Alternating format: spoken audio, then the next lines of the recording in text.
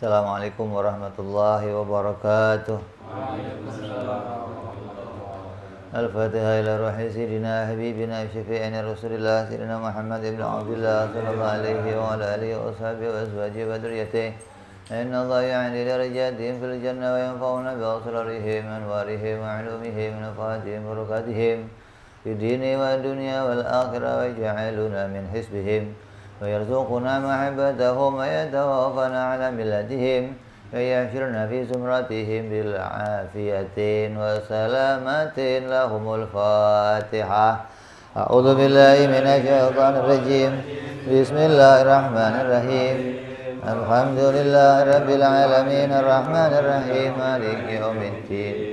إياك نعبد وإياك نستعين اهدنا الصراط المستقيم صراط الذين أنعمت عليهم غير المغضوب عليهم ولا الضالين آمين. بسم الله الرحمن الرحيم.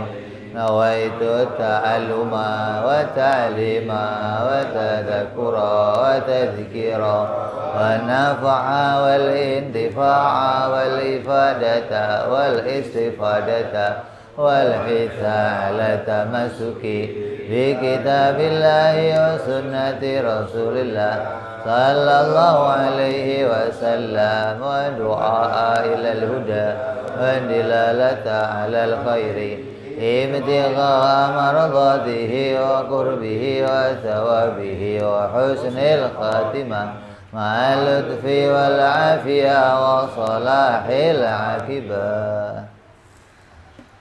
Bismillahirrahmanirrahim. Alhamdulillahirabbil alamin wa bihi nasta'inu ala umuri dunya waddin. Wassalatu wassalamu ala Rasulillah sayyidina wa habibina wa syafi'ina wa maulana Muhammadin sallallahu alaihi wa ala alihi wa sahbihi ajma'in. Amma ba'du. Qala musanniful kitab Hadratus Syekh Sa'id bin Armiyah rahimahullah wa ghafara lahu wa liwalidayhi wa nafa'ana bihi fid dharain. Allahumma aftah qulubana futuhal arifin wa bihikmatika wansur alaina birahmatika ya arhamar rahimin. Ila anqal. Masih pembahasan hukum.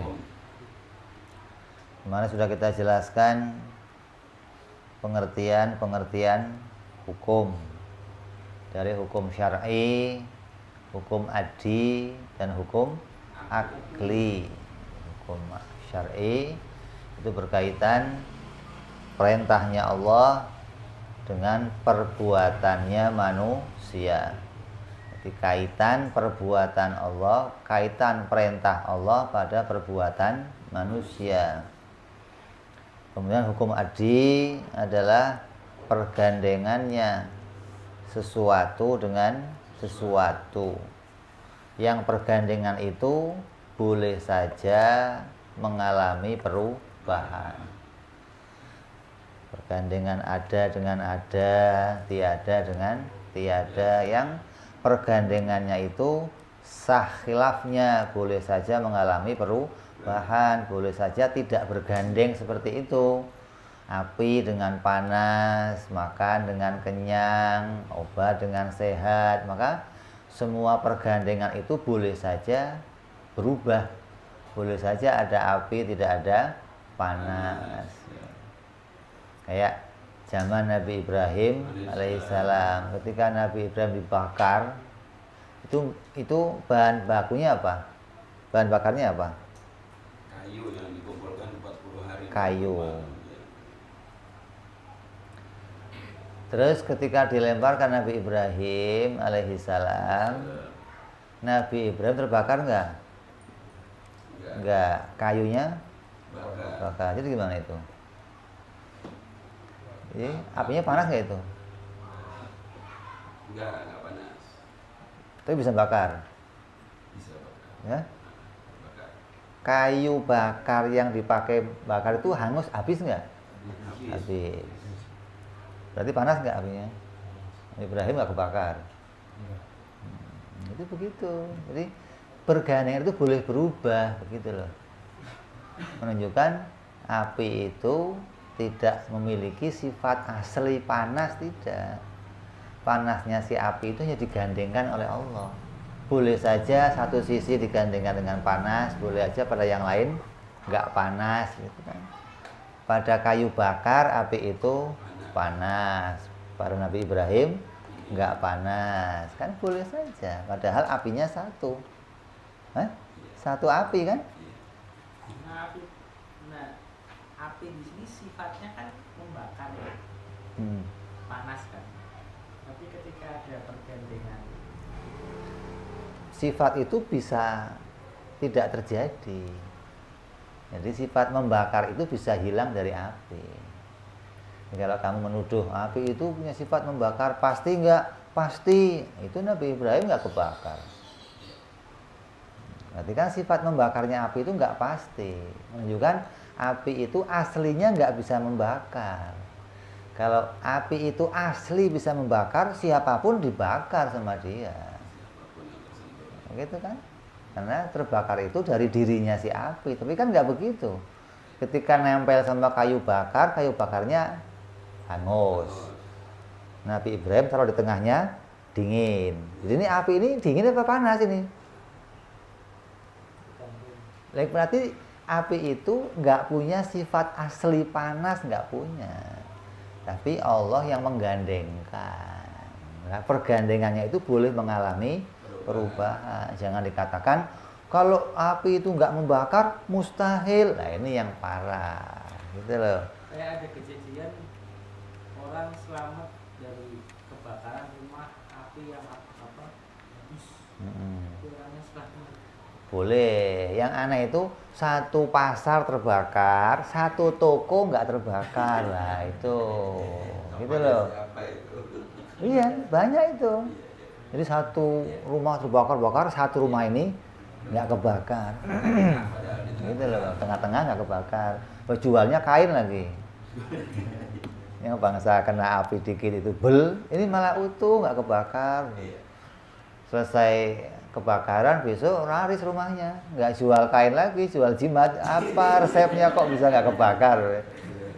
Dikira nggak kebakar gara-gara jimat. Ini banyak orang begitu. Jadi jangan katakan kalau api tidak membakar hukumnya mustahil. Enggak, itu hanya pergandengan. Dan pergandengannya boleh saja mengalami perubahan. Boleh tidak begitu. Jadi hukum ada, hukum syariat ini juga boleh mengalami perubahan. Karena keputusan hukum syariat itu menunggu perintahnya Allah. Kalau belum ada perintah, belum ada kesepakatan ulama, belum terjadi hukum. Kayak begini, saya mau nanya hukumnya orang bikin bayi tabung itu apa? Gitu. Oh di Quran nggak ada, di hadis nggak ada. Terus gimana? Ya nunggu siapa? Ulama. Berarti hukumnya itu nunggu kesepakatan, nunggu aturan, nunggu perintah. Karena hukumnya itu ditentukan oleh seseorang, gitu loh. Ini harus begini, ini nggak boleh begini. Zaman Nabi ya begitu. Orang nanya, ya Nabi ini hukumnya apa? Kita nunggu belum ada perintah. Begitu perintah, sekarang kamu boleh perang, nah, baru perang. Dari kemarin mau perang, belum boleh. Nah, berarti hukumnya nunggu ada yang ngatur, nunggu ada yang menentukan. Nah kalau adat hukumnya bagaimana? Nunggu diulang-ulang, bukan nunggu seseorang, bukan, tapi nunggu diulang-ulang. Ya, ini obat corona, kata siapa? Kata si Anu. Oh nggak bisa. Obat corona, kalau ini obat corona nunggu udah ada dicoba belum? Kalau sudah dicoba berulang-ulang dan sembuh orangnya, nah baru jadi obat corona. Jadi kalau diputuskan oleh orang, ini obat corona, oh itu bukan keputusan orang. Jadi hukum adat itu hukum yang terjadi karena berulang-ulang. Nggak bisa diputuskan sama seseorang, nggak bisa. Oh api itu pasti membakar. Itu bukan keputusan seseorang, tapi uji coba yang berulang-ulang. Tiap api dipegang, terbakar. Tiap disentuh api, terbakar. Maka jadi hukum api terbakar. Tiap batu saya lempar ke atas jatuh, lempar ke atas jatuh. Oh, jadi hukum, oh batu itu kalau dilempar jatuh. Jadi hukumnya demikian. Hingga keputusannya bukan dari seseorang. Nah, bisa berubah nggak hukumnya? Bisa berubah karena kejadian ini nggak diatur orang. Kalau pas kejadiannya berubah ya kamu nggak bisa memaksa harus seperti tadi. Kayak Firaun Namrud pinginnya Nabi Ibrahim kebakar. Pinginnya kan begitu. Sampai carinya kayu bakar nggak ukuran. Pokoknya pinginnya bukan hangus lagi jadi abu bersih, nggak ada sisanya dah begitulah. Saat tulang-tulangnya keseng komplit. Pinginnya kan begitu. Tapi nyatanya sama sekali nggak terbakar gitu loh. Berarti apa yang biasa terjadi bagi Namrud itu nggak bisa dipastikan sama dia. Pasti nih pakai api pasti dibakar bisa. Karena dia menganggap api itu pasti bisa membakar. Kalau nggak terbakar bagaimana? Wah mustahil, pasti terbakar. Nah ini yang keliru. Hukum adat itu nggak punya hukum mustahil. Yang punya hukum mustahil itu hanya hukum akal. Nggak ada hukum mustahil pada hukum adat, nggak ada. Jadi apapun kebiasaan kamu yang terjadi, jangan kamu mustahilkan. Kalau kamu mustahilkan, maka kamu kelewat jalur hukum, nggak tepat sasaran maksudnya. Sasaran adat, ya sasarannya pada hukum kebiasaan. Hukum syariah, hukum akal, nanti pada rel sendiri ada hukum akal. Jangan hukum akal, hukumnya ditarik untuk hukum adat, ini nggak cocok. Adat itu nggak punya mustahil. Adat itu punyanya luar biasa. Biasa atau luar biasa begitu doang. Api membakar, ya biasa begitu memang. Batu kalau saya lempar jatuh, emang biasa begitu. Kalau ada batu kok saya lempar nggak jatuh, nah ini luar biasa. Kok bisa nggak jatuh? Nggak usah dipikirin. Nggak usah dipikirin. Api sama Nabi Ibrahim kok nggak kebakar, dipikir, dicari tahu. Ya nggak usah dipikir, itu bukan hasil pikiran. Dicoba saja, kalau kebakar ya terusin, kalau enggak, ya sudah. Mau nggak kebakar, mau dipaksa bagaimana? Mau dicari tahu, kenapa ini nggak kebakar? Tongkat, kalau di Indonesia dilempar jadi tanaman. Ya, tongkat di Indonesia dilempar jadi singkong. Nah kalau tongkat Nabi Musa dilempar jadi ular. Mau diteliti, kok bisa gimana? Ya nggak ketemu.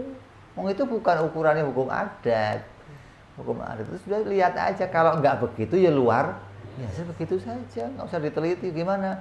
Memang nggak bukan tempatnya untuk diteliti. Seperti kejadian onta keluar dari batu.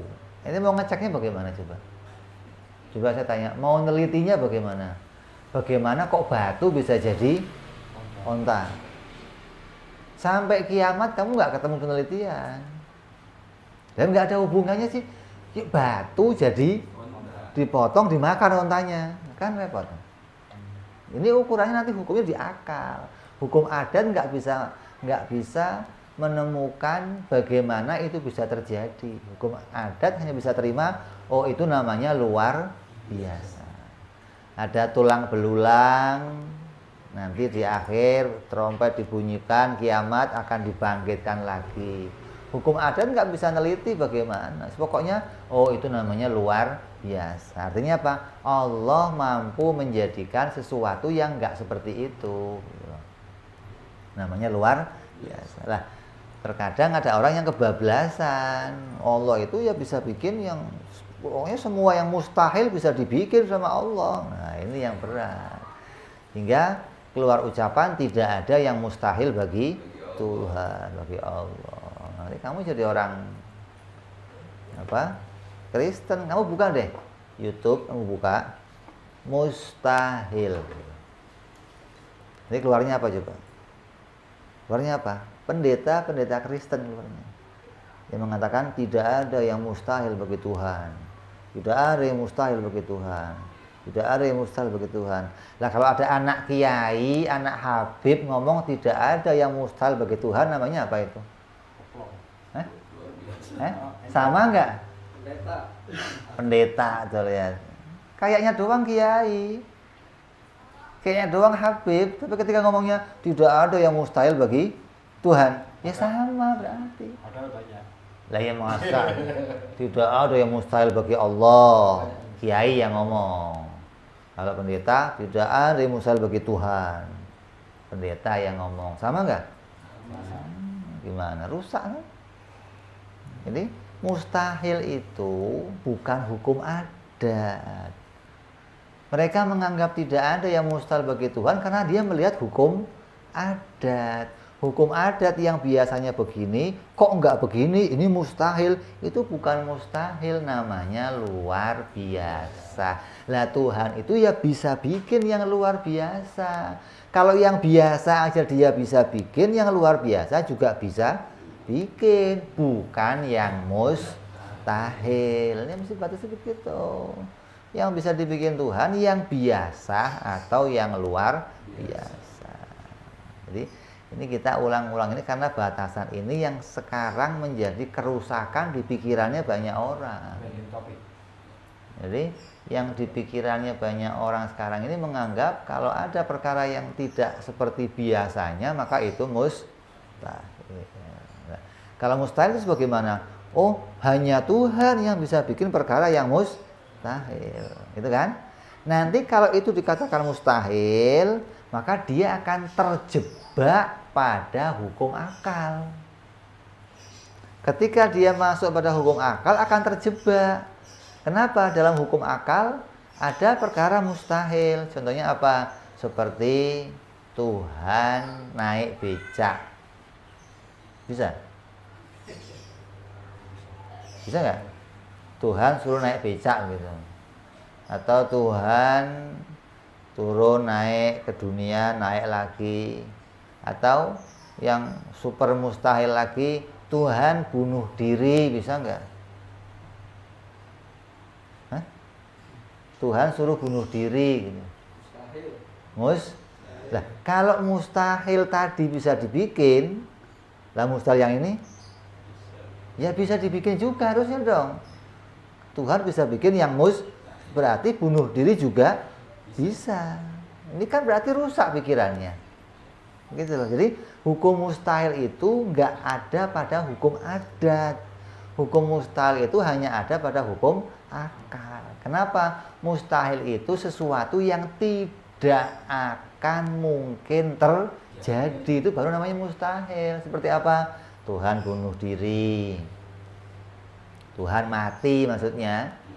Kan mati itu mau mati dimatiin orang, mau mati bunuh diri, mau mati sendiri, mati namanya. Mustahil. Tuhan kumpul sama makhluk.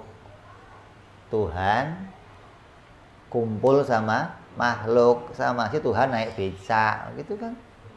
Tuhan duduk di atas kursi, itu Tuhan kumpul sama makhluk. Lah kursi diganti becak kan sama aja. Tuhan naik becak itu sama aja ngomong Tuhan duduk di atas kursi. Mungkin nggak Tuhan naik becak? Berarti Tuhan kumpul sama makhluk, itu mustahil. Lah itulah yang namanya mustahil, sesuatu yang tidak mungkin terjadi, gitu loh. Jadi hukum adat ini nggak punya hukum mustahil. Ini harus kita garis bawahi. Kalau nggak gimana? Ya kamu nabrak-nabrak terus di situ, nggak ketemu yang sebenarnya jadinya. Ya, jadi hukum adat itu hanya pergandengan. Yang pergandengan ini boleh saja terjadi yang sebaliknya. Kalau terjadi yang sebaliknya namanya luar biasa, bukan mustahil. Hingga ketika kamu sudah tahu ini luar biasa, maka kembali hukumnya apa? Allah bisa menjadikan yang luar biasa. Kalau kamu sudah punya keyakinan ini, nanti kamu lihat Isra Mi'raj, kamu nggak heran. Karena boleh terjadi. Kalau terjadi peristiwa seperti Isra Mi'raj, namanya apa? Luar biasa. Nabi Isa mau dibunuh sama orang Yahudi. Nabi Isa di dalam rumah sendirian. Masuk 3 orang grebek, keluar 3 orang bersama Nabi Isa. Coba dipikir coba. Nabi Isa di dalam rumah, yang masuk 3 orang, pasukan yang mau ngejar 3 orang. Begitu keluar lagi 3 orang bersama Nabi Isa. Harusnya yang keluar berapa? 4. Yang satu kemana? Yang satu kemana ini? Mesti TKP. Gitu loh. Jadi yang masuk 3 orang, yang keluar 3 orang. Yang satu oleh Allah dirupakan seperti Nabi Isa. Begitu ketiganya keluar, nggak ada Pak. Lah itu kamu. Loh, saya bukan. Tiga-tiganya masih merasa sebagai pasukan yang tadi masuk kan. Begitu keluar sampai depan, satunya diserupakan wajah Nabi Isa. Enggak, tangkap dia, bukan saya. Lah Nabi Isanya kemana? Nah, diangkat. Lah kok bisa? Namanya luar. Nah, begitu. Jadi Allah bisa saja menjadikan. Itu nanya pakai apa? Nggak usah ditanya. Luar biasa itu pakai apa aja bisa, begitu loh. Namanya juga luar biasa. Tongkat jadi bisa. Batu jadi onta bisa. Namanya luar biasa itu Allah bisa bikin mani jadi orang. Jadi kalau mani itu betul-betul jadi bahan untuk bikin orang, ya kamu kayak tape, benyek. Tapi buktinya ada tulangnya, ada dagingnya. Ya, berarti mani itu nggak jadi bahan, tapi hanya digandengkan saja. Jadinya manusia ya sesuai kehendaknya Allah, bukan sesuai bahannya, bukan. Kalau yang bikin kita, ente bikin tempe pakai kedelai, sama bikin tempe pakai semen, jadinya apa? Ya? Pasti ada bahan kedelainya sama bahan semen. Kalau yang tempe pakai semen jadinya apa? Tempe cor-coran. Batako. Itu kan ada teori Charles Darwin, manusia berasal dari kera, asal dari kera. Berarti itu hukum adat, karena logika kita kan berpikir awal mula kejadian manusia itu tidak sempurna. Sedangkan Nabi Adam kan manusia yang sempurna. Benar dong. Betul. Jadi teori itu teori, belum jadi ilmu, belum ilmiah, baru teori. Hingga sampai sekarang itu nggak punya pembuktian ilmiah, nggak punya, gitu loh. Ada keputusannya nggak ada, baru pemikirannya Charles Darwin, wacananya dia. Sementara kalau dilihat sama para ilmuwan nggak pas. Artinya ketika kita pikirkan, kita berpikir dengan akal murni, nggak pakai hukum adat, itu nggak ketemu. Dalam hukum adat juga kita nggak ketemunya seperti itu. Kalau memang manusia dari kera, perubahan, harusnya apa yang terjadi? Harusnya secara adat, kalau manusia itu perubahan dari kera jadi manusia, harusnya bagaimana? Kera sudah nggak ada,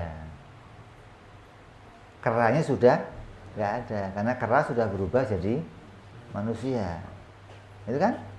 Kalau kera masih ada. Yang kedua, akan ada yang belum jadi, setengah manusia, setengah kera. Jadi harus ada Hanoman di sini. Nah ya dong. Masa kok perubahan udah jadi semua, bagaimana sih? Wong bahannya masih ada. Kalau bahannya masih ada, berarti yang bermutasi untuk berubah masih ada juga dong. Ya kan? Nyatanya nggak ada gitu loh. Kalau kamu nemu Hanoman satu aja, manusia setengah kera satu aja, nah ini mungkin ini bermutasi nih. Tapi kan nggak ada kita. Jadi itu teori yang nggak ada ilmiahnya, nggak ada bukti ilmiahnya, nggak ada. Apapun mau dijadikan, ini hukum adat begini, oh itu bukan hukum adat. Hukum adat harus terjadi berulang. Nyatanya mana nggak ada ulangannya. Satu itu tunjukin monyet yang jadi kera, satu tunjukin ini yang belum jadi. Nah itu mungkin bisa diterima. Terima. Ini udah jadi semua. Ya, jadi kita menolak hukum-hukum seperti itu selama itu belum jadi ilmiah. Beda lagi sama dunia ini bundar. Ada yang ngomong dunia itu datar, sudah ada keputusan. Apa? Kalau kamu pengen tahu ini bundar atau ini kotak atau ini tipis, tinggal sisi cara kamu memandang. Kalau saya lihat begini, ini apa ini? Oh, itu tipis, Bib. Kalau begini, oh itu persegi, Bib. Nah, kan tinggal cara ini memandang lah. Orang lihat dunia, lihatnya dari dekat begini ya kayaknya hamparan luas. Begitu kamu naik ke atas, kelihatan, oh bundar toh. Nah, beda kelihatannya. Gitu. Jadi tinggal cara memandangnya bagaimana. Jadi orang yang memutusin dunia ini bundar berarti punya teori ilmiah apa? Kamu naik ke atas. Kalau kamu pengen lihat rumah, caranya bagaimana? Keluar rumah. Kalau kamu di dalam rumah, kamu nggak lihat rumah. Saya tanya, Jakarta sebelah mana? Kalau kamu pengen nunjuk Jakarta, kamu keluar dulu. Itu loh Jakarta. Begitu loh. Kalau kamu kok di dalam Jakarta kan bingung yang mana Jakarta ya? Sini, sono enggak? Kan repot jadinya. Gitu loh. Jadi tinggal sisi pandangnya. Jadi jangan ngomong, enggak, dunia ini datar. Kamu lihatnya dari mana? Gitu. Jadi dua-duanya benar. Quran mengatakan, dan kami hamparkan bumi, kata Quran. Maknanya apa? Kamu disuruh lihat dari dekat. Bumi terlihat seperti hamparan. Kalau hamparan jangan dibayangkan permadani. Ya ada gunungnya segala, maksudnya hamparan kayak permadani. Ya enggak. Boleh aja ada gunungnya, boleh ada jurangnya. Jadi rata-rata amat. Ya jadi itu hukum ada. Hukum akal ada 3. Hukum akal apa? Hukum akal itu menetapkan sesuatu pada sesuatu yang ketetapannya itu tidak mengalami perubahan. Hukum akal menetapkan sesuatu pada sesuatu yang ketetapannya tidak mengalami perubahan. Karena ketetapannya bukan hasil uji coba. Hukum akal itu sekali kamu lihat perkara, sekali itu pula kamu langsung bisa menghukumi. Nggak perlu nunggu keputusan orang banyak, rapat dulu, ini hukumnya apa ya, nggak usah. Dan nggak perlu diulang-ulang. Coba lagi begini, coba lagi, nggak usah. Hukum akal itu hukum yang menetapkan sesuatu tanpa menunggu keputusan orang lain dan tanpa menunggu diulang-ulang. Itu hukum akal. Hingga apapun yang diputuskan oleh hukum akal, ketika memutuskan ini suatu yang pasti, maka kepastiannya tidak mengalami perubahan lagi untuk selamanya. Contoh, menetapkan ada bagi Allah. Ya, menetapkan hukum ada bagi Allah. Ada ini mau dikaitkan kepada Allah, maka hukum ada pada Allah itu wajib, kata. Hukum wajib yang bagaimana? Tidak mungkin mengalami perubahan. Kalau berubah bagaimana? Namanya mustahil. Disinilah hukum mustahil berjalan. Bukan pada hukum ada. Suatu kepastian yang tidak mungkin mengalami perubahan. Apabila dia mengalami perubahan, maka hukumnya mustahil. Seperti apa? Tuhan tiada. Hukumnya apa? Mustahil. Gitu.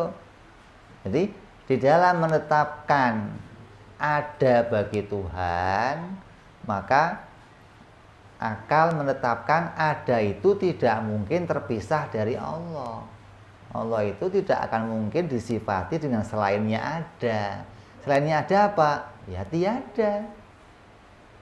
Ada bagi Allah dihukumi wajib.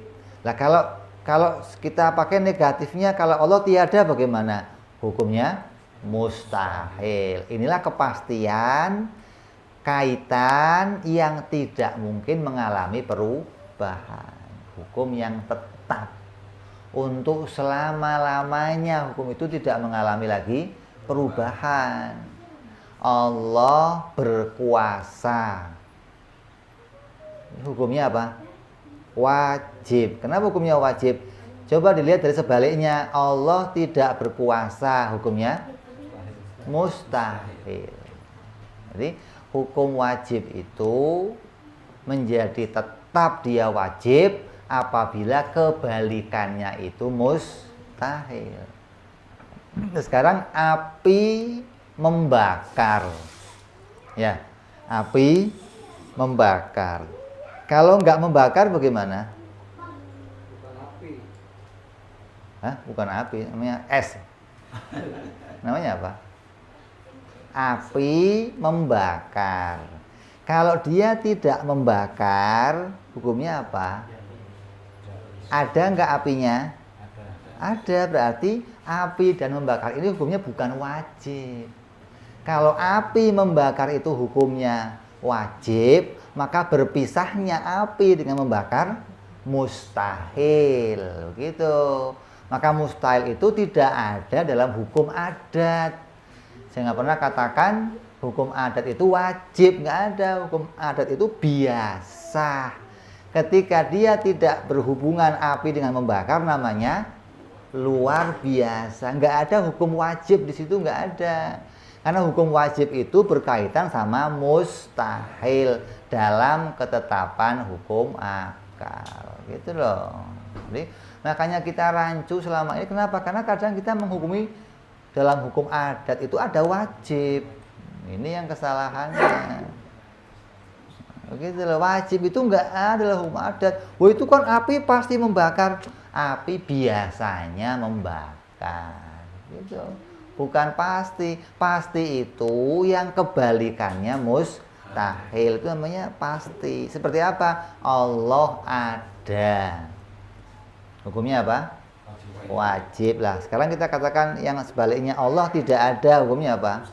Mustahil. Lah itu namanya di situ berlaku hukum wajib. Apabila hukum itu hilang, maka terjadi hukum mustahil. Maka jadilah hukum wajib karena sebaliknya itu mustahil. Kalau sebaliknya ini enggak mustahil, maka ini tidak bisa jadi keputusan wajib. Contohnya apa? Seperti tembok putih. Tembok putih. Putih pada tembok itu wajib enggak? Harus enggak tembok itu putih?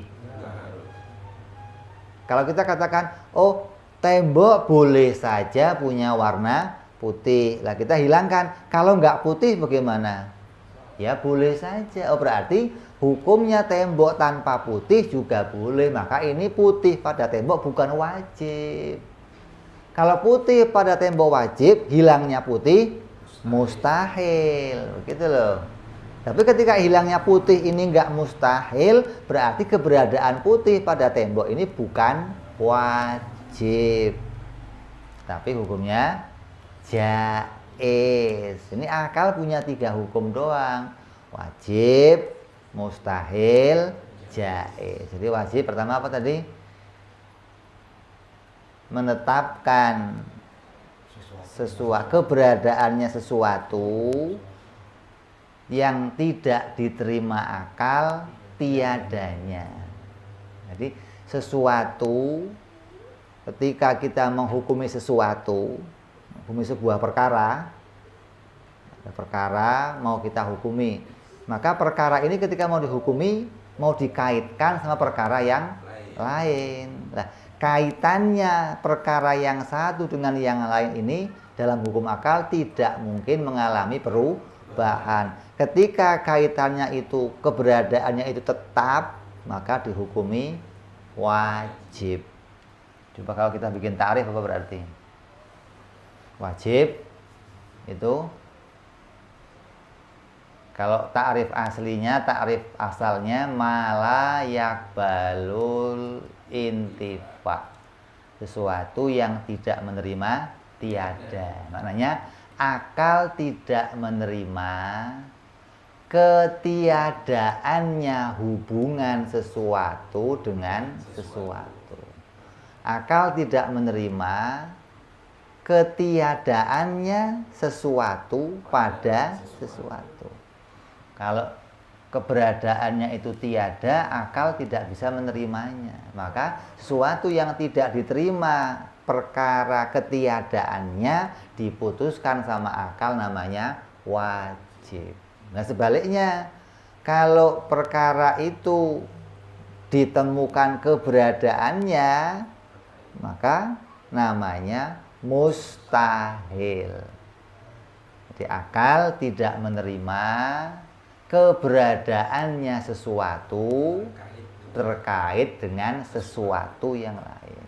Kalau dia ada, maka dihukumi mustahil. Saya apa contohnya? Allah tiada. Tiada ini tidak mungkin menjadi sifatnya Allah. Kalau tiada menjadi sifatnya Allah, maka hukumnya mustahil. Ini hukum mustahil berjalan di sini.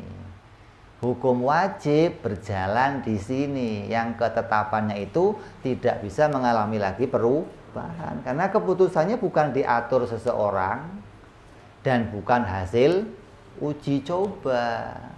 Ketetapan yang memang asli secara kenyataan keadaannya seperti itu. Nanti untuk memutuskan hakikatnya sesuatu. Hukum adanya Allah itu apa? Oh, hukum ada dengan Allah itu hukumnya wajib. Kenapa kok wajib? Kalau Allah tiada, maka mustahil. Nanti memutuskan wajibnya dengan apa? Ada memutuskan wajibnya dengan dalil. Ada yang keputusan wajibnya nggak usah pakai dalil. Kamu tanya profesor berpikir, kamu tanya ahli berpikir yang bikin kitab-kitab, bikin buku-buku tentang cara berpikir yang benar, cara berpikir yang baik, cara berpikir yang sebenarnya. Maka di dalamnya akan dibicarakan mikir itu ada dua. Ada secara spontan dan ada yang slow. Ada yang fast, ada yang slow. Nggak charger doang yang fast. Lo kira charger doang yang fast? Ada fast charger, ada slow charger.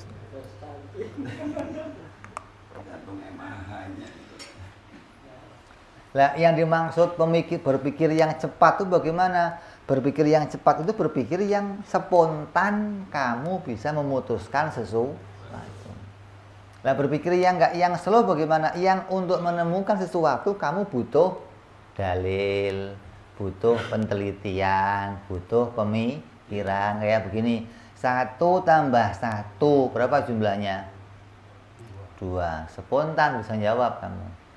Jadi kalau 19 tambah 1000 kali 2 dibagi 17 berapa? Nah, berarti kamu nggak bisa spontan. Berarti berpikir itu ada dua. Ada yang berpikir itu membutuhkan penelitian, membutuhkan dalil, bertahap. Itu namanya nadhori. Kalau yang spontan namanya dzaruri. Lah, dalam hukum akal ini yang mau kita bicarakan nanti selanjutnya dari ini.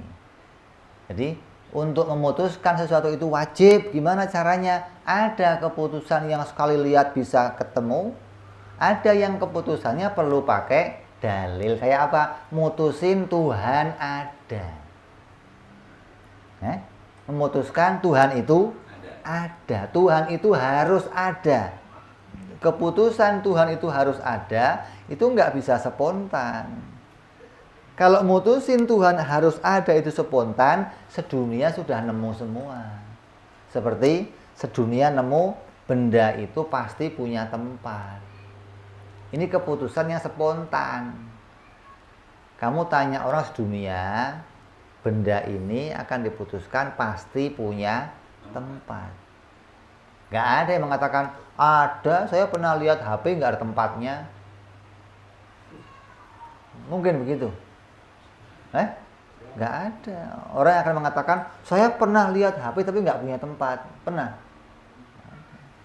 Jadi keputusan secara cepat ketika kamu mutusin benda ini pasti punya tempat. Itu namanya mikirnya secara spontan. Kamu langsung bisa mutusin wajib benda punya tempat. Ada yang keputusannya harus pakai berpikir. Seperti mutusin Allah ada. Sebaliknya kalau Allah nggak ada bagaimana? Mustahil. Maka ini juga keputusannya harus pakai dalil. Tapi kita lagi mencontohkan ini caranya memutuskan sesuatu yang wajib, dan kebalikan dari wajib namanya mustahil. Sesuatu yang akal tidak menerima keberadaannya pada sesuatu yang lain. Kalau sesuatu itu ada pada yang lain, akal tidak menerima. Kayak apa? Benda tidak bertempat. Kalau ada benda tidak bertempat, maka semua akal mengatakan itu hukumnya mustahil. Anak kecil kamu tanya juga akan mengatakan, nggak mungkin Pak. Tolong nak ambilin bapak sendal. Sendal bapak tolong diambil di mana Pak? Pasti tanya, di mana Pak? Kenapa kok nanya di mana Pak? Karena kepastian sendal menempat itu dipastikan menurut akal, bukan menurut kebiasaan. Hingga tidak mungkin apabila bertempat itu hilang dari sifatnya sebuah benda. Sebuah benda itu harus punya sifat bertempat. Kalau hilang sifat bertempatnya, maka hukumnya mustahil. Gitu loh. Tidak akan ditemukan satu benda pun yang tidak punya tempat. Tempat di sini maknanya ruang secukup dirinya sendiri. Itu namanya. Jadi kita bicara hari ini hukum akal yang isinya tidak keluar dari 3 perkara. Hukum akal itu hanya terbatas pada 3 perkara, nggak bisa lebih. Tidak bisa lepas dari 3 perkara. Kita mau memutuskan sesuatu benda, maka dalam setiap benda ini akal akan memutuskan mana yang wajib pada dia, mana yang mustahil pada dia, dan mana yang jaiz pada dia. Ini keputusan akal. Jadi bukan hukum akal itu satu-satu, bukan. Ini wajib sendiri, ini mustahil sendiri, ini ada jaiz. Enggak, satu benda itu akal bisa memutuskan mana yang wajib pada dia, mana yang mustahil pada dia, dan mana yang jaiz pada dia. Jadi jangan dipisah-pisah. Oh, kalau Tuhan mah wajib semua. Kalau makhluk jaiz semua. Kalau sekutu mustahil semua. Ini bisa-bisa. Jadi kalau Tuhan wajib semua, kalau kita semuanya jaiz, kalau sekutu mustahil. Jadi 3 barang. Allah wajib, sekutu mustahil, kita.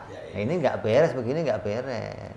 Jadi setiap perkara yang ditemukan adanya, maka akal akan mutusin di situ ada yang wajib, ada yang mustahil, dan ada yang jaiz. Karena akal itu tiap akal nyorot sesuatu, tiap akal mau mengambil keputusan sesuatu, itu 3 hukum ini nggak bisa dipisahkan, begitu loh. Karena 3 hukum ini bukan susun-susunan, tapi perkara yang satu paket. Ya, kalau sudah satu mau dihukumin, 3 ini berjalan semua. Apa yang wajib pada dia? Apa yang mustahil? Apa yang jaiz? Nah, berjalan semua di situ. Bukan terus satu-satu. Artinya ini wajib doang punyanya, ini mustahil doang, ini jaiz doang. Nggak ada barang begitu, nggak ada. Kita ini kan jaiz, Bib. Iya, boleh ada, boleh nggak ada. Iya. Ada nggak yang wajib pada kita? Ada. Apa yang wajib pada kita? Punya tempat. Apalagi yang wajib? Gerak diam. Apalagi yang wajib? Terkena zaman. Apalagi yang wajib? Terkena arah. Itu wajib pada kita. Nggak bisa enggak. Nggak ada makhluk nggak ada tempatnya. Ada makhluk nggak ada arahnya. Nggak ada. Makhluk pasti ada arahnya. Makhluk pasti ada zamannya. Makhluk pasti ada gerak diamnya. Nggak mungkin makhluk hilang dari perkara itu, nggak mungkin. Enggak, bentuk enggak wajib. Cahaya enggak ada bentuknya. Sama dengan massa. Setiap benda itu harus enggak punya massa. Massa itu apa? Bukan massa PDI, bukan. Loh, massa PDI. Enggak. Volume isi. Angin. Hah? Angin enggak punya. Berat. Angin enggak punya berat? Angin punya berat. Punya. Ini kalau beli angin pakai oksigen timbangan kan? Timbang. Berapa kilo Pak belinya Pak angin Pak? Oh, angin udah kiloan juga ada. Kalau dikumpulkan angin itu berat. Kalau begini kayaknya nggak ada beratnya. Tapi ketika dikumpulkan punya berat. Ada nggak benda yang nggak punya berat? Cahaya? Apa beratnya? Coba timbangan. Kamu sorot pakai lampu 100 watt. Bergerak nggak dia? 1000 watt? 1.000.000 watt? Berarti nggak ada beratnya, gitu loh. Berarti ada makhluk tapi nggak punya massa atau nggak punya apa? Berat. Kalau volume pasti punya, gitu loh. Kalau ruangan pasti punya, tiap benda yang diciptakan pasti punya ruangan. Sinar ini ruangannya. Kamu kalau nyorot pakai baterai sorot itu mesti ada ruangannya. Bisa kamu jalankan ruangannya. Ini ada, berarti sinar itu punya ruangan tertentu. Dia mengisi sebuah ruang. Matahari mengisi ruang, lampu. Buktinya apa lampu mengisi ruang? Coba dimatiin lampunya. Gelap. Berarti ketika dinyalakan ruang itu terisi dengan sinar. Begitu kan? Berarti sinar mengisi sebuah ruang. Jadi semua benda yang diciptakan Allah pasti mengisi ruangan tertentu yang secukup dirinya sendiri. Kalau massa atau berat, gak harus benda itu punya berat. Kalau ada yang mengatakan, oh yang wajib pada benda itu punya massa dan punya volume. Ini berarti yang dilihat hanya baru yang apa? Yang biasa-biasa saja. Dia nggak berpikir tentang sinar. Kalau dia mengatakan setiap benda itu harus punya ruang dan waktu, lah itu benar. Itu yang pokok itu, ruang dan waktu. Pasti ada ruangnya tertentu dan ada pada waktu yang tertentu. Lah, kalau Allah mustahil terkena ruang dan mustahil terkena waktu. Ini perkara yang pokok. Jadi pada kita yang jaiz itu ada perkara yang wajib. Itulah apa? Wajib punya tempat. Lah, lawannya dari wajib apa kalau nggak punya tempat? Mustahil. Kalau ada sebuah benda tapi nggak punya tempat, ada sebuah benda nggak punya ruang, mustahil. Ada sebuah benda nggak punya isi, nggak punya volume, mustahil. Ada gelas tapi nggak kecil, nggak gede, nggak di kanan, nggak di kiri, nggak di atas, tapi gelasnya ada, ya nggak mungkin, mustahil. Kalau gelasnya ada, pasti ada pada ruang tertentu. Mau itu di atas, mau di bawah, mau kecil, mau besar, pasti ada pada ruang tertentu. Maka itu namanya apa? Wajib memiliki ruang secukup dirinya. Kayak kamu lihat meja aja lah. Kalau meja itu harus ada kolongnya enggak?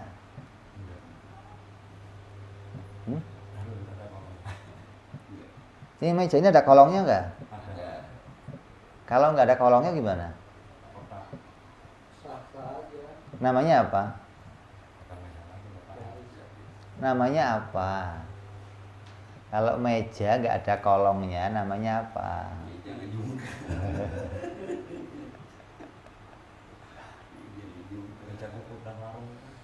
Jembatan tapi nggak ada kolongnya, ada nggak? Coba cariin jembatan yang nggak ada kolongnya, ada nggak?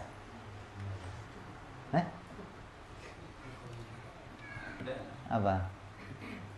Ada di Jepang itu jembatan balok-balok itu nempel sama air. Nah, diikat. Jalannya Kalau ente lewat bawahnya namanya apa? berenang.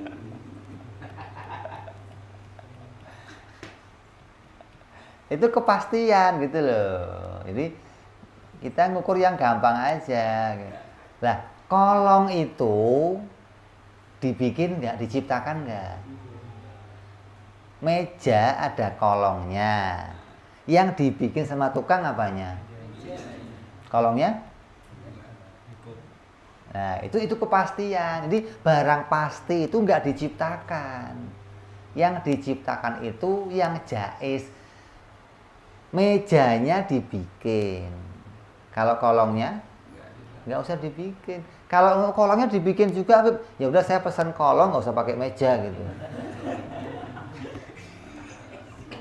Bisa? Pak Jokowinya bingung. Furniture.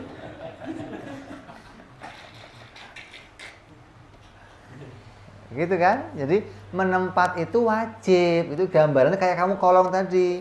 Setiap benda pasti punya ruang, gitu loh. Jadi kalau kolong itu ngadepnya ke bawah, kalau ngadepnya ke atas namanya gelas. Kalau ke bawah jadinya kolom. Kalau ke atas begini jadinya gelas. Jadi kalau kamu ada meja, kamu tengkerepin, nah itu bisa buat ngisi sesuatu. Itu ruangan yang namanya kolong itu nggak diciptakan. Yang diciptakan mana? Ya jembatannya itu yang diciptakan. Mejanya itu yang diciptakan. Adapun ruangan meja, kolongnya meja itu nggak diciptakan, tapi sesuatu yang pasti ada di situ. Itu namanya wajib, tidak bisa dipisahkan. Kalau dipisahkan namanya mustahil, gitu loh. Sesuatu yang nggak mungkin ada. Bisa nggak dibikin? Ya nggak bisa, mustahil itu nggak bisa dibikin. Bukan berarti Tuhan lemah. Ini yang sering kita katakan di sini.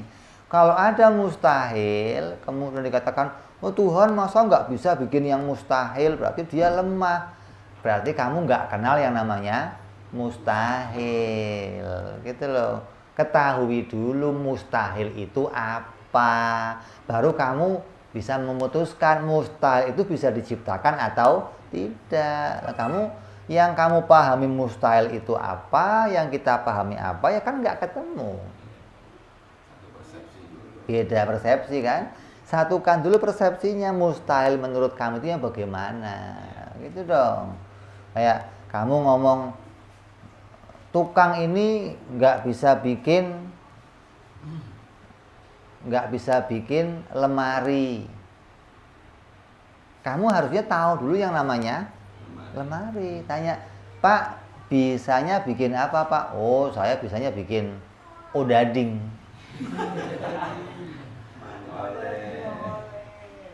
Kan repot. Masa tukang odading mau disuruh bikin lemari, gitu loh. Jadi jangan, masa nggak mungkin dong, masa kamu nggak bisa? Loh kok nggak mungkin, saya tukang odading disuruh bikin lemari. Jadi kamu pahami dulu mustahil itu apa, gitu loh. Jangan terus, kalau nggak bisa ya mustahil. Nggak begitu. Bukan berarti lemah, tapi bukan kerjanya. Mustahil itu bukan sesuatu yang dikerjain sama kudrat, sama fiilnya Allah, sama perbuatannya Allah. Perbuatannya Allah hanya menciptakan yang jaiz-jaiz aja, yang mungkin terjadi. Wajib dan mustahil itu bukan bagian dari perbuatan yang bisa diciptakan oleh Allah. Itu dong mestinya. Jadi jangan kita salah menetapkan kayak mustahil kalau Tuhan nggak bisa bikin jadinya lemah. Wah, ini yang rusak. Ada soal. Iya, mustahil itu bukan bagian sifat yang bisa diciptakan. Tidak masuk dalam sifat perbuatan loh. Istrinya Allah, istri bagi Allah. Nah, istri, anak, ini mustahil, gitu loh. Jadi pada Allah itu pada perbuatan Allah ada. Allah nggak bisa menciptakan ada. Orang nggak mau bilang begini, masa sih Tuhan nggak bisa menciptakan gitu loh. Kalau kamu nggak mau ngomong begitu, maka jangan hadapkan yang mustahil pada perbuatannya Allah.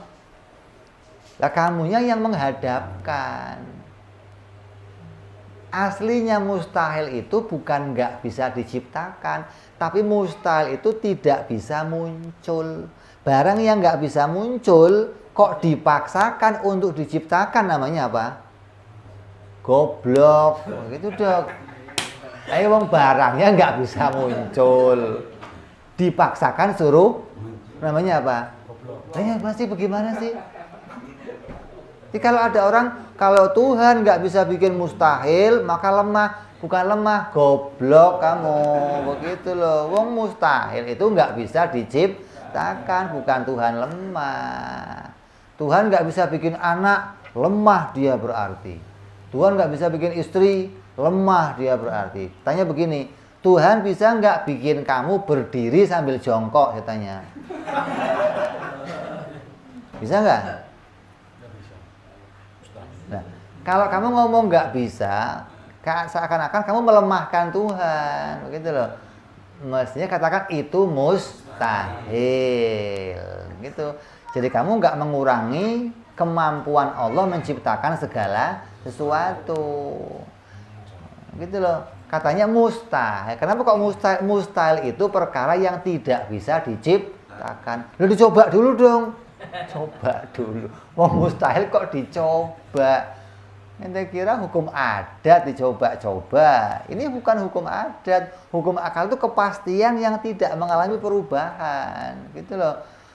Nanti kamu akan dituntun. Gimana caranya akal secara doruri menemukan ini mustahil.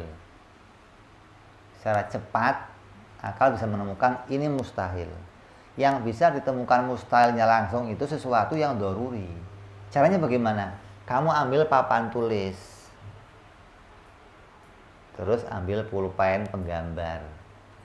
Sesuatu yang tidak bisa digambarkan, maka itu pasti perkara mustahil secara doruri, secara spontan.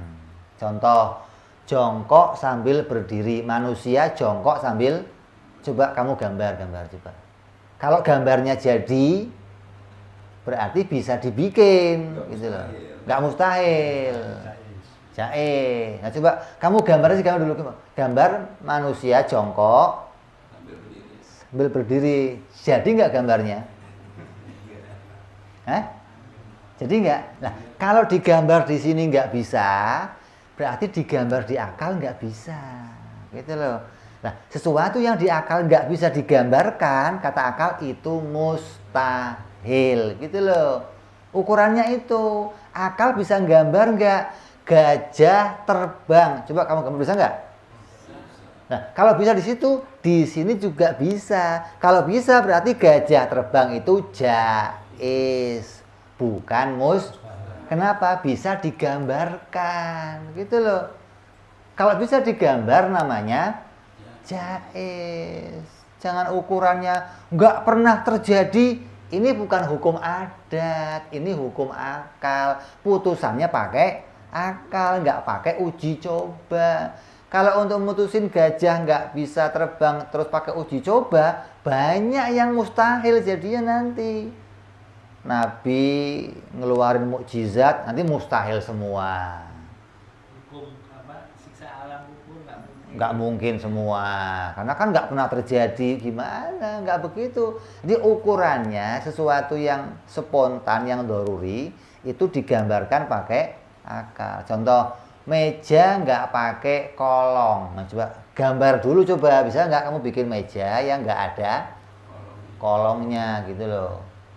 Oh ada Beb, kotak. Itu bukan meja, itu peti. Lagian bete ya ada jembatan gak ada kolong.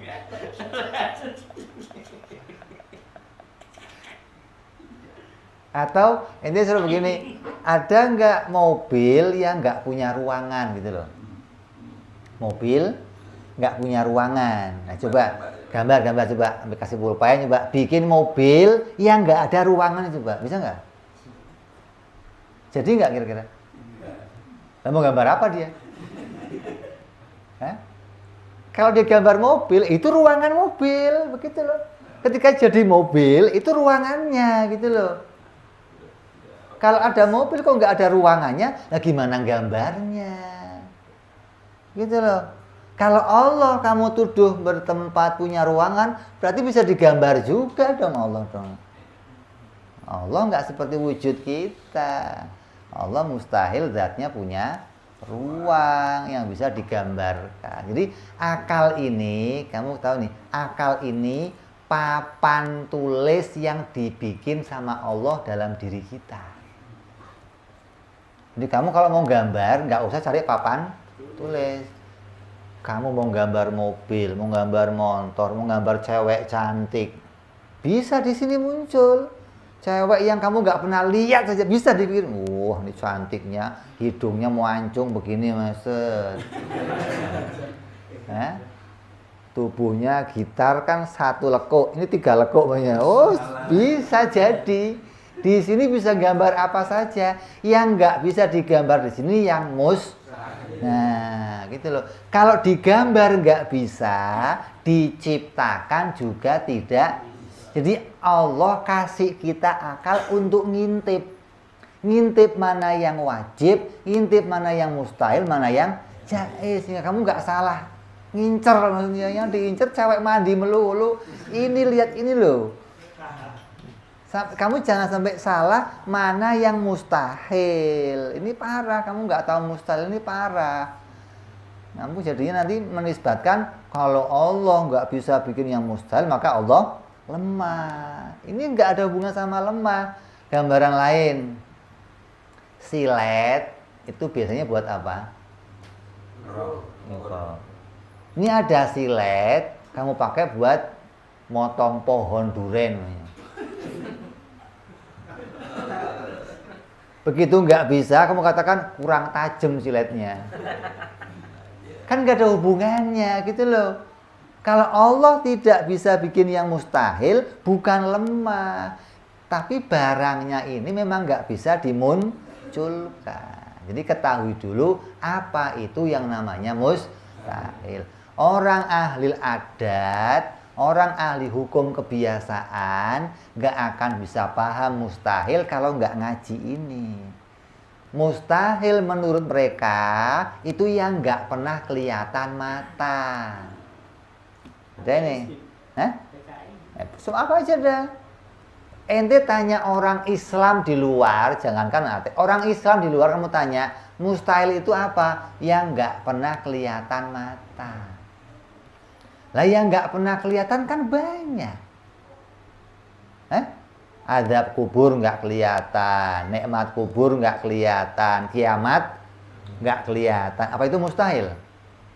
Kan nggak. Ini bukan percampuran sperma sama ovari nggak kelihatan. Yang cocok begitu dia, cocok campur-campur begitu.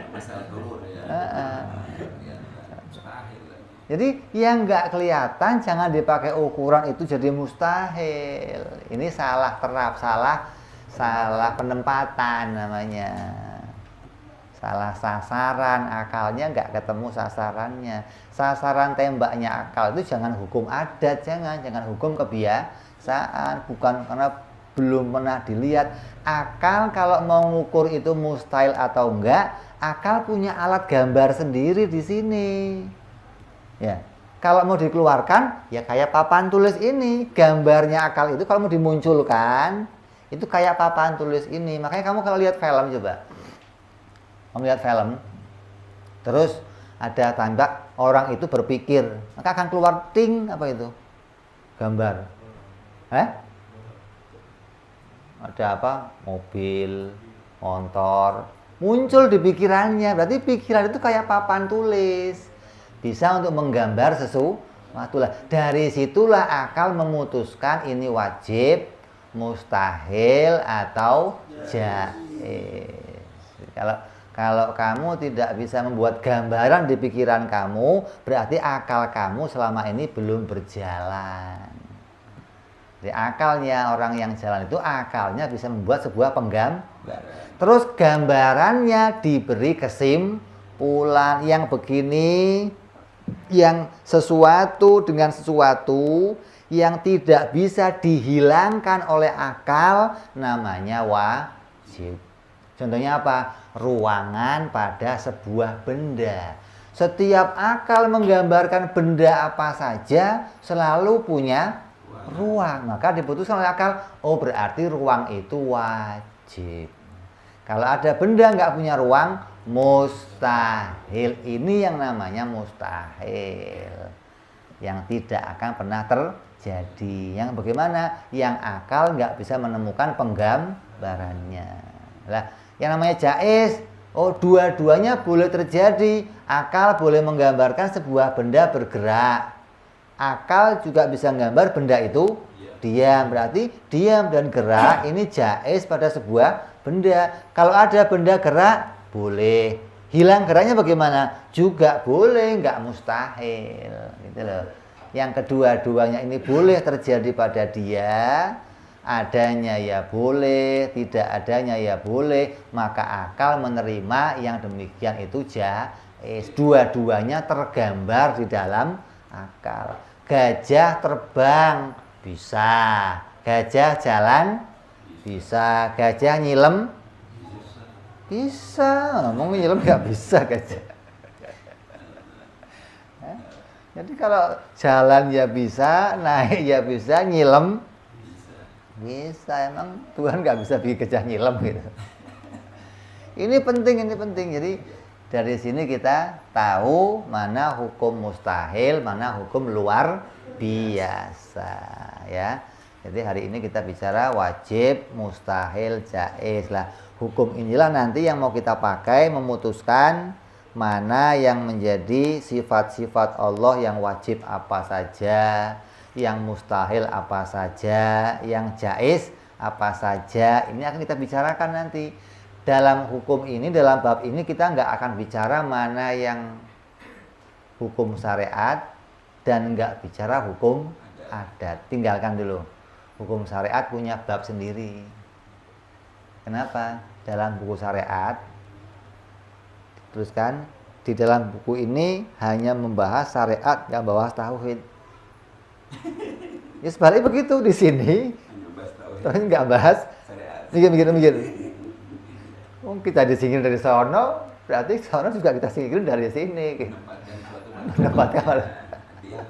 Jadi nggak dicampur-campur. Nggak zalim. Adat nggak kita omong, syariat nggak kita omong. Kenapa? Karena yang mau kita bicarakan dua perkara, mengenal Allah dan mengenal Rasulullah. Dari arah apa? Apa yang wajib, mustahil, jaiz bagi Allah dan bagi para Rasul. Ini yang mau kita bicarakan. Terus sudah kita omong lagi, ada yang namanya wajib nadhari, ada yang namanya wajib dharuri. Apa dharuri itu? Yang spontan bisa kita temukan. Kalau nadhari yang butuh pemikiran. Bedanya apa? Kalau dharuri yang spontan, sedunia nemunya sama. Nah, ini bedanya nih. Matahari bunder, sedunia nemunya sama. Itu namanya dharuri. Kalau nemu Allah itu dharuri, sedunia akan sama nemunya. Tapi nggak begitu kenyataannya. Nggak semua orang ngakui Allah itu. Berarti untuk nemu Allah Tuhan butuh pemikiran yang lebih lanjut. Nanti di sini akal punya dua keputusan. Ada perkara yang diputuskan secara spontan, ada yang secara slow atau dengan butuh penelitian. Lah, yang spontan apa batasannya? Akurnya kalau sesuatu itu spontan, semua akal bisa memutuskan dengan cara yang sama. Benda kalau nggak gerak, diam. Ini semua akal sedunia bisa mutusin. Nggak usah akalnya orang Islam, nggak usah. Oh iya, benda itu kalau nggak gerak, diam. Itu namanya keputusan secara daruri, gitu kan? Ada lagi apa? Seseorang itu boleh saja punya anak, boleh saja nggak punya anak. Seorang itu boleh aja kawin, boleh aja jomblo mania seumur hidup, kan boleh nih, masuk grup jomblo mania, boleh kan? Apa harus kawin semua? Nggak harus. Itu namanya secara daruri. Semua akal nemu, oh iya bisa. Tapi kalau nanti dikatakan begini, ada orang beribadah oleh Allah dimasukkan neraka, gimana? Ada orang berbuat maksiat, ahli minum arak, ahli riba, ahli membunuh orang, dimasukkan ke surga, gimana? Mungkin nggak? Mungkin. Oh, kencang jawabnya dia. Mungkin terjadi, tapi mungkinnya harus pakai berpikir, nggak bisa spontan kita nemu, begitu loh. Kalau spontan kita nemu akan mengatakan, oh masa sih? Tapi ketika dipakai dalil, diteliti, nanti akan nemu, oh ternyata memang boleh-boleh saja. Allah memasukkan orang yang taat ke dalam neraka, Allah memasukkan orang yang maksiat ke dalam surga, itu boleh-boleh saja. Boleh-boleh saja itu bukan sudah terjadi, bukan. Boleh-boleh saja itu maknanya bisa digambarkan oleh akal, gitu loh. Adapun yang terjadi yang nggak nurut sama akal, yang terjadi sesuai maunya Allah. Oh, Allah maunya orang yang taat masuk surga, Allah maunya orang yang maksiat masuk neraka. Ya boleh saja. Jadi Allah punya dua keinginan, boleh-boleh saja. Lah ya dong. Allah punya kehendak memasukkan hambanya ke dalam yang taat ke dalam neraka. Bisa kan? Kayak begini contoh gampangnya, kamu begini. Saya punya anak. Anak saya ini berbakti. Boleh nggak saya cubit? Bisa nggak saya cubit? Bisa. Itu kan? Bisa saya cubit, tapi nggak pernah saya cubit, gitu loh. Kenapa? Wong dia berbakti. Ada pula anak saya yang nakal. Boleh nggak saya cubit? Boleh nggak saya kasih uang? Nah itu loh begitu. Jadi, tapi nggak pernah terjadi. Kalau ada anak yang nakal, biasanya dicubit. Jadi Allah itu mampu. Kalau ada orang yang maksiat dikasih hadiah, ya mampu saja. Ada orang yang taat malah disiksa, ya mampu aja. Tapi nggak pernah dijadikan. Itu loh. Yang dijadikan sama Allah, orang yang taat masuk surga, yang maksiat masuk neraka. Ini namanya jaiz. Kalau Ibnu Hazm, ada orang ulama namanya Ibnu Hazm memaksakan. Allah juga begitu. Allah bisa bikin anak, Allah bisa bikin istri, tapi Allah nggak bikin. Repot ini. Bisa bikin tapi nggak bikin lah. Itu yang begitu namanya salah. Salah penempatannya, salah sasaran akalnya. Nggak bisa nemu. Kalau bikin anak itu mustahilnya bagi Allah, mustahil nadzori. Dengan menetapkan kita nanti Allah itu wajib wahdaniyah, Allah wajib wahdaniyah, maka memustahilkan Allah itu ada anak, mustahil Allah ada istri, mustahil Allah untuk menetapkan Allah itu wajib wahdaniyah. Bukan masuk dalam bab kudrat, bukan. Ini nggak ketemu ujungnya. Maka kadang ada orang yang salah menempatkannya, ya. Akan kita jelaskan lebih jelas insya Allah pada perjumpaan yang akan datang, bicara nadzori dan daruri. Terus bicara badihi, bicara apa lagi? Bicara nadzori, daruri, terus bicara mutlak, muqayyad dan aridi. Kita akan bicara insya Allah perjumpaan yang akan datang. Mudah-mudahan kita semua dipanjangkan usianya oleh Allah, disehatkan oleh Allah, sehat badannya, sehat akalnya, sehat imannya. Allah jadikan kita orang yang iman kepada Allah, iman di dunia sampai iman di akhirat. Berberkati Nabi Muhammad sallallahu alaihi wasallam. Al-Fatihah. A'udzu billahi minasyaitonir rajim. Bismillahirrahmanirrahim. Alhamdulillahi rabbil alamin arrahmanir rahim maliki yaumiddin.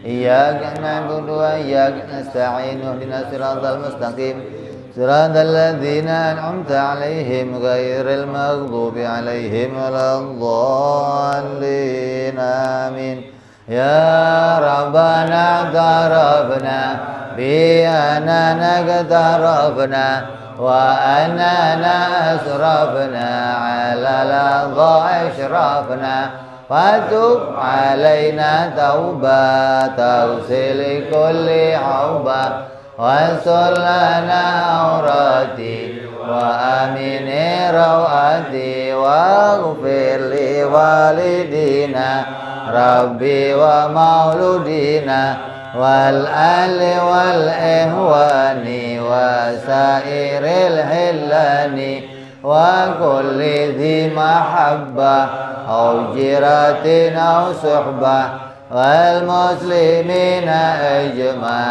آمين ربي فضلا وجودا منا لا باكتساب منا بالمصطفى رسولي نهضى بكل سولي صلى وسلم ربي عليه عند الحبي وآله وصحبه عدد طاسي صحبي والحمد لله في البدء والتناهي سبحان ربك رب العزة عما يصفون وسلام على المرسلين والحمد لله رب العالمين.